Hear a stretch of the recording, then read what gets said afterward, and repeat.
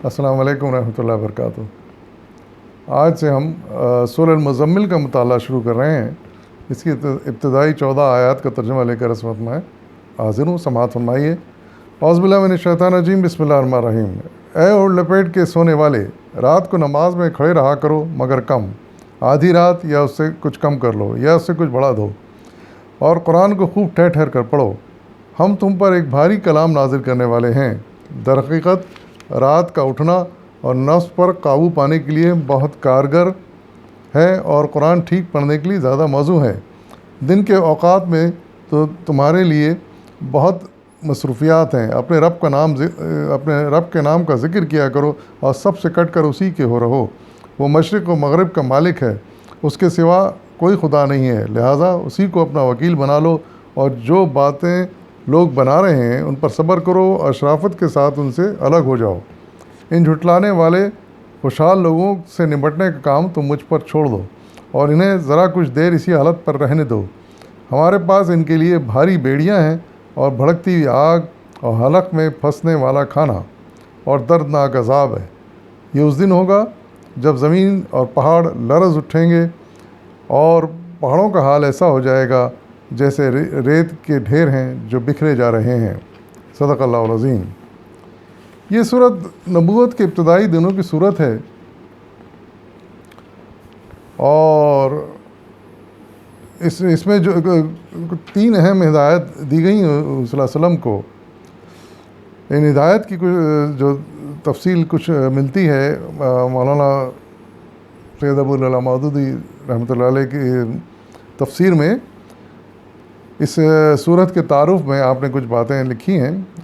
پہلی بات یہ کہ اس میں رسول اللہ علیہ وسلم کو ہدایت فرمائی گئی کہ آپ راتوں کو اٹھ کر اللہ کی بات کیا کریں تاکہ آپ کے اندر نبوت کے بار عظیم کو اٹھانے اور اس کی ذمہ داریاں ادا کرنے کی قوت پیدا ہو۔ اس سے معلوم ہوا کہ یہ حکم حضور کی نبوت کے ابتدائی دور میں ہی نازل ہوا ہوگا، جبکہ اللہ تعالیٰ کی طرف سے اس منصب کے لیے آپ کی تربیت کی جا رہی تھی۔ دوسرا یہ کہ اس میں حکم دیا گیا ہے کہ نماز تہجد میں آدھی رات یا اس سے کچھ کم و بیش قرآن مجید کی تلاوت کی جائے۔ یہ ارشاد خود بخود اس پر دلالت کرتا ہے کہ اس وقت قرآن مجید کا کم از کم اتنا حصہ نازل ہو چکا تھا کہ اس کی طویل قرأت کی جا سکے۔ تیسری بات یہ کہ اس میں رسول اللہ علیہ وسلم کی مخالفین کی ذاتیوں پر صبر کی تلقین کی گئی ہے، اور کفار مکہ کو عذاب کی دھمکی دی گئی ہے۔ اس سے ظاہر ہوتا ہے کہ رکوع اس زمانے میں نازل ہوا ہے جب رسول اللہ علیہ وسلم اسلام کی اعلانیہ تبلیغ شروع کر چکے تھے اور مکہ میں آپ کی مخالفت زور پکڑ چکی تھی۔ تو اس وضاحت سے اور تعارف کے بعد اب ہم ترجمے کو سمجھنے کی کوشش کرتے ہیں۔ اس میں حضور صلی اللہ علیہ وسلم کو خطاب کیا گیا ہے کہ اے اوڑھ لپیٹ کر سونے والے، رات کو نماز میں کھڑے رہا کرو۔ حضور صلی اللہ علیہ وسلم کو غالباً اس وقت وہ سونے کے لیے لیٹ گئے تھے اور سونے ہی والے تھے کہ یہ وحی نازل ہوئی، اور جس میں کہا گیا ہے کہ حضور صلی اللہ علیہ وسلم کو یہ کہہ کر مخاطب کیا گیا ہے کہ اے المزمل، یعنی اے اوڑھ لپیٹ کے سونے والے، اور ہدایت یہ دی جا رہی کہ رات کو اٹھو اور نماز پڑھا کرو آدھی رات تک، کم سے کم آدھی رات سے کچھ کم ہو یا کچھ زیادہ ہو، لیکن تقریباً آدھی رات تک قرآن کی پڑھا کرو، اس کی تلاوت کیا کرو۔ اور پھر دوسری ہدایت اس میں دی جا رہی ہے کہ قرآن کو خوب ٹھہر ٹھہر کر پڑھو، یعنی بہت تیز اور جلدی نہ پڑھو۔ جو قرآن بھی نازل ہو چکا ہے اس کو آرام سے ٹھہر ٹھہر کے سمجھ کے اس کو پڑھو، تاکہ اس رات میں یاد بھی ہوتا جائے۔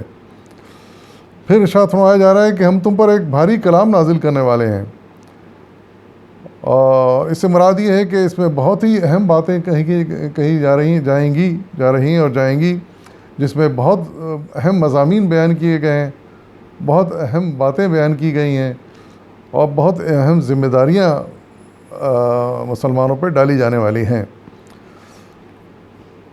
پھر آگے فرمایا جا رہا ہے درحقیقت رات کا اٹھنا نفس پر قابو پانے کے لیے بہت کارگر ہے، اور قرآن ٹھیک پڑھنے کے لیے زیادہ موزوں ہے۔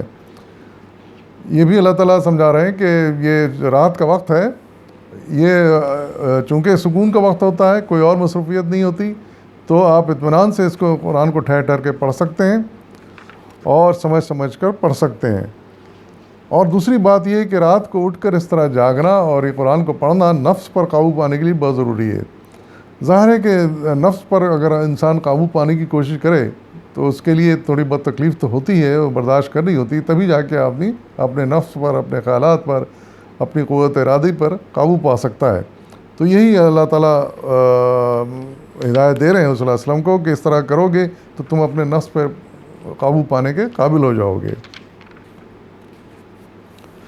اور پھر ارشاد فرمایا جا رہا ہے کہ دن کے وقت میں، اوقات میں تمہارے لیے بہت سی مصروفیات ہیں۔ یعنی اللہ تعالیٰ جانتے تھے کہ صلی اللہ علیہ وسلم سارا دن تبلیغ کے کام میں لگاتے ہیں، کچھ گھریلو کام کاج بھی ہوتے ہیں، پھر کچھ زیادہ تر وقت حضور تبلیغ میں لگاتے ہیں اور لوگوں سے ملاقات میں لگاتے ہیں۔ تو اس لیے کہا جا رہا ہے کہ رات کا وقت یہ قرآن پڑھنے کے لیے اور سمجھنے کے لیے بہت بہترین وقت ہے۔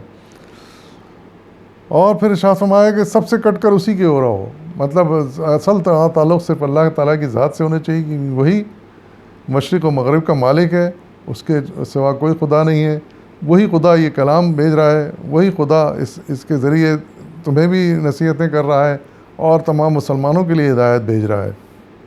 تو اسی کو اپنا دوست بنا لو، کسی اور سے دوستی اور ہمدردی کی توقع نہ رکھو۔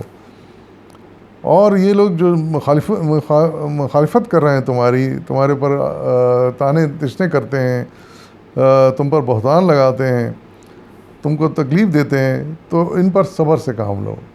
یہ بھی بڑی اہم ہدایت ان کو دی جا رہی ہے۔ اور ان سے کے ساتھ آہستہ سے الگ ہو جاؤ، مطلب کہنے کا یہ ہے کہ ان کی ان شرارتوں کا اور بدتمیزیوں کا جواب نہ دو۔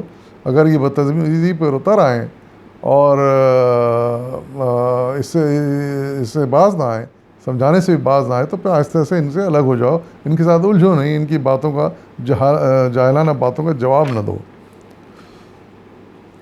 اور پھر فرمایا جا رہا ہے کہ ان کے حال پہ چھوڑ دو، اگر سمجھانے سے سدھر جاتے ہیں تو بڑی اچھی بات ہے، اور اگر نہیں سدھرتے تو ان کے حال پہ چھوڑ دو، ہم خود ان سے نمٹ لیں گے۔ تو اللہ تعالیٰ یعنی ارشاد فرما رہے ہیں کہ پھر ہم دیکھ لیں گے ان کے ساتھ کیا کرنا ہے، کیا سلوک کرنا ہے۔ اور پھر ارشاد فرمایا جا رہا ہے کہ اگر سمجھانے سے بھی باز نہیں آتے تو پھر ان کے لیے سزا ہمارے پاس موجود ہے، اور جب ہمارے یہاں پہنچیں گے تو ہم ان کو سخت سزا دیں گے، ان کی اس نالائقی کی، اس بدتمیزی کی جو یہ کر رہے ہیں، اور یہ کفر جو کر رہے ہیں۔ اور وہ کیا سزا ہوگی ایسے لوگوں کے لیے کہ بھاری بیڑیاں، اللہ تعالیٰ ارشاد فرما رہے ہیں ان کے لیے بھاری بیڑیاں ہوں گی، بھڑکتی ہوئی آگ ہوگی، حلق میں پھنسنے والا کھانا ہوگا، اور دردناک عذاب ہوگا۔ یعنی کیسی پھر تکلیفیں ان کا سامنا کرنا پڑے گا اگر یہ اسی طرح ہٹ درمی پہ اڑے رہے، تمہارا مذاق اڑاتے رہے، تمہارا انکار کرتے رہے، اور اللہ کے اس کلام کو نہ سنا، نہ سمجھا، نہ مانا، تو پھر ان کا یہ انجام ہوگا۔ اور یہ انجام کس دن ہوگا؟ اس دن ہوگا جب قیامت آ جائے گی، اور جب قیامت آ جائے گی تو کیا حال ہوگا زمین و آسمان کا اور پہاڑوں کا؟ زمین ہلا ماری جائے گی، پہاڑ ریزہ ریزہ ہو جائیں گے، آسمان پھٹ جائے گا، یعنی سب چیزیں تباہ و برباد، تہس نہس ہو جائیں گی۔